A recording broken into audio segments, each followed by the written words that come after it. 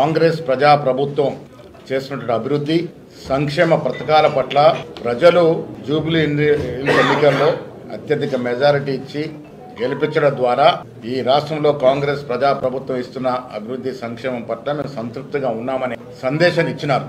ముఖ్యమంత్రి రేవంత్ రెడ్డి గారు, ఉప ముఖ్యమంత్రి బట్టి విక్రమార్క గారు, మా మంత్రులు, ఎమ్మెల్సీలు, ఎమ్మెల్యేలు, ఎంపీలు, corporation chairmans, party office bearers, ప్రతి కార్యకర్త జూబ్లీహిల్స్లో శ్రమించి మా సంక్షేమం అందుతున్న తీరు, రాష్ట్రం మొత్తం మీద జరుగుతున్న అభివృద్ధి తీరుతెన్నులు, ముఖ్యంగా హైదరాబాద్లో రేవంత్ రెడ్డి గారి యొక్క ప్రత్యేక దృష్టి వల్ల రాబోతున్నటువంటి మరో ఫేస్ ఆఫ్ మెట్రో, మూసీ, సంవత్సరం క్రితం సికింద్రాబాద్ కంటోన్మెంట్, ఇవాళ జూబ్లీహిల్స్ రెండు కూడా కాంగ్రెస్ పార్టీకి పట్టం కట్టి ఈ రాష్ట్రంలో జరుగుతున్నటువంటి కాంగ్రెస్ పార్టీ ప్రజాపాలన బేసిక్గా ఉందని చెప్పకనే చెప్పినారు.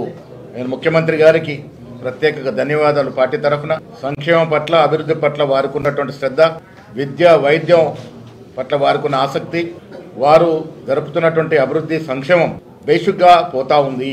ఇవాళ జూబ్లీస్ ఎన్నిక రేపు హైదరాబాద్లో జరగబోయే జిహెచ్ఎంసీ కార్పొరేషన్ జరిగే ఎన్నికకి విజయానికి నాంది. ప్రజలు రేపు జిహెచ్ఎంసీ ఎన్నికల్లో కూడా కాంగ్రెస్ పార్టీకి పట్టం కడతామనే మాట ఇవాళ జూబ్లీస్ ఎన్నికల్లో ఇంత మంచి మెజారిటీ ఇచ్చి చెప్పడం జరిగింది.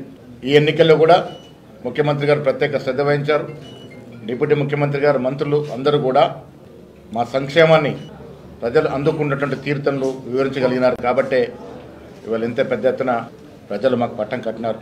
ఈ ఎన్నిక ద్వారా ప్రజలు రెండు సందేశాలు స్పష్టంగా ఇచ్చినారు. ఒకటి, కాంగ్రెస్ పార్టీ పట్ల మేము సంతృప్తిగా ఉన్నాం. వచ్చే 3 ఏళ్లే కాదు, మళ్ళీ వచ్చే ఎన్నికల్లో కూడా కాంగ్రెస్ పార్టీ కనీసం 100 సీట్ల పైగా గెలుస్తుందనేటువంటి మేము చెప్తూ వస్తున్న దానికి బలం చేకూర్చింది. అలా ఆనాడు కంటోన్మెంట్ ఎన్నిక కానీ, వాళ్ళ జూబ్లీహిల్స్ ఎన్నిక కానీ కాంగ్రెస్ అభ్యర్థి గెలిచినారంటే ప్రజలు ముఖ్యమంత్రి పట్ల, కాంగ్రెస్ ప్రభుత్వం ఇస్తున్నటువంటి సంక్షేమం పట్ల సంతృప్తిగా ఉన్నారనే మాట స్పష్టమైంది. రెండో సందేశం వాళ్ళ జూబ్లీ ఎన్నికల్లో ప్రజలు ఇచ్చింది, బీఆర్ఎస్ పార్టీకి సెలవు చెప్పినారు. పార్లమెంట్ ఎన్నికల్లో వారికి 0 సీట్లు ఇచ్చినప్పుడే బీఆర్ఎస్ పార్టీకి ఈ రాష్ట్రంలో ఇంకా భవిష్యత్తు లేదు అన్నట్టు మాట చెప్పడం జరిగింది. ఇవాళ కూడా జూబ్లీ ఎన్నికల్లో వారు సిట్టింగ్ సీటు ఓడిపోయినారంటే బీఆర్ఎస్ పార్టీకి ఈ రాష్ట్రంలో స్థానము లేదు అని మరొక సందేశాన్ని కూడా ఇవాళ ప్రజలు, జూబ్లీహిల్స్ ప్రజలు ఇచ్చిన తీర్పు ద్వారా అర్థమవుతోంది. ముఖ్యమంత్రి గారు ఇటీవల చెప్పినారు, బీఆర్ఎస్ పార్టీకి గతమే కానీ భవిష్యత్తు లేదని. ఈ తీర్పు ద్వారా అది రుజువైందని చెప్పొచ్చు. వచ్చే రోజుల్లో ముఖ్యమంత్రి గారి నేతృత్వంలో మా మంత్రివర్గ సభ్యులు కానీ, మా శాసనసభ్యులు కానీ, మండలి సభ్యులు కానీ, ప్రతి కాంగ్రెస్ కార్యకర్త ప్రజల ఆకాంక్షలకి, ఆశయాలకు అనుగుణంగా పనిచేస్తుంది. ఇదివరకు మేము ఇచ్చినటువంటి మేనిఫెస్టో పెట్టినటువంటి అంశాలు చాలా వరకు పూర్చగలిగినాం. ఇంకా మిగిలినవి కూడా ఇచ్చి 3 ఏళ్ళు సుపరిపాలన అందించి ప్రజల ఆకాంక్షలకు అనుగుణంగా పనిచేసి 3 ఏళ్ల తర్వాత ఎన్నికల్లో 100 సీట్లకు పైగా కాంగ్రెస్ పార్టీ గెలుచుకుంటుంది. వచ్చే ఎన్నికల్లో కూడా కాంగ్రెస్ పార్టీ గెలుస్తుంది. ఈ వచ్చే 8 ఏళ్ళు కాంగ్రెస్ పార్టీ అధికారంలో ఉంటుంది. ప్రజలకు అవసరమైన కార్యక్రమాన్ని కూడా చేస్తుందని మాట ఈ సందర్భంగా మనవి చేస్తూ ఉన్నాం.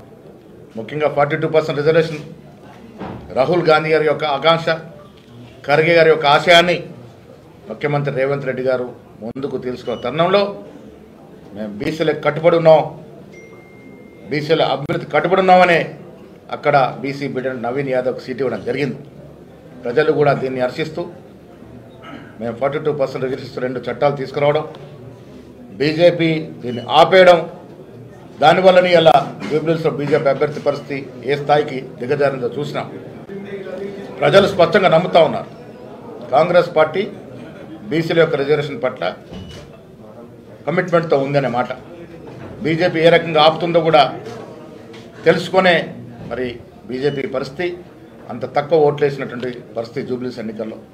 ఏది ఏమైనా నేను మరొకసారి రాష్ట్ర ముఖ్యమంత్రి రేవంత్ రెడ్డి గారికి అభినందన తెలియజేస్తా ఉన్నాను. ఇది వారి విజయయాత్రలో ఇదొక మణిహారం. ఇలా జూబ్లీస్ ఎన్నిక కాంగ్రెస్ అధినేత్రి సోనియా గాంధీ, ఖర్గే గారు, రాహుల్ గాంధీ ఒక ఆశయం మేరకు ఒక బీసీ బిడ్డని మంచి మెజార్టీతో గెలిపించిన ఘనత రాష్ట్ర ముఖ్యమంత్రి గారిది, డిప్యూటీ ముఖ్యమంత్రి గారిది, ప్రతి కార్యకర్తది. జూబ్లీస్ ఎన్నిక కష్టపడ్డ ప్రతి కాంగ్రెస్ కార్యకర్తకి అంకితం. వారి కృషి డెఫినెట్గా కాంగ్రెస్ పార్టీ గుర్తుంచుకుంటుందనే మాట కూడా ఈ సందర్భంగా మనవి చేస్తూ ఉన్నాం. నవీన్ యాదవ్ గెలుపు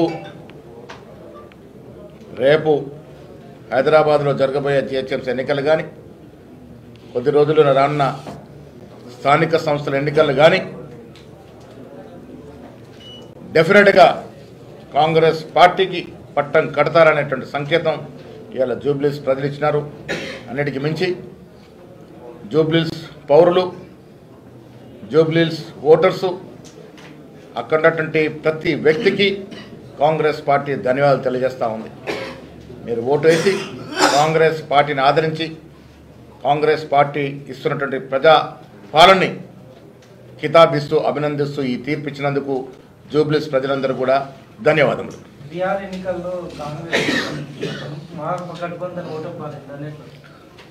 అక్కడ కొంత ఆశ ఉండింది, ప్రజలు ఆ రకంగా ఆదరించినారు. కానీ మీకు తెలుసు, కేంద్రంలో ఉన్నటువంటి ప్రభుత్వం మరి అక్కడ జరిపినట్టు ప్రచారం కానీ వివిధ కారణాల వల్ల అక్కడ కొంత వెనుకంజలో ఉన్నాం. ఏదేమైనా పూర్తి రిజల్ట్స్ వచ్చిన తర్వాత అనేది స్పందిస్తాం.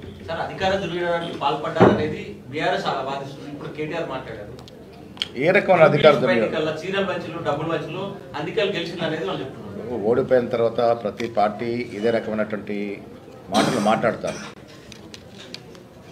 ప్రజలు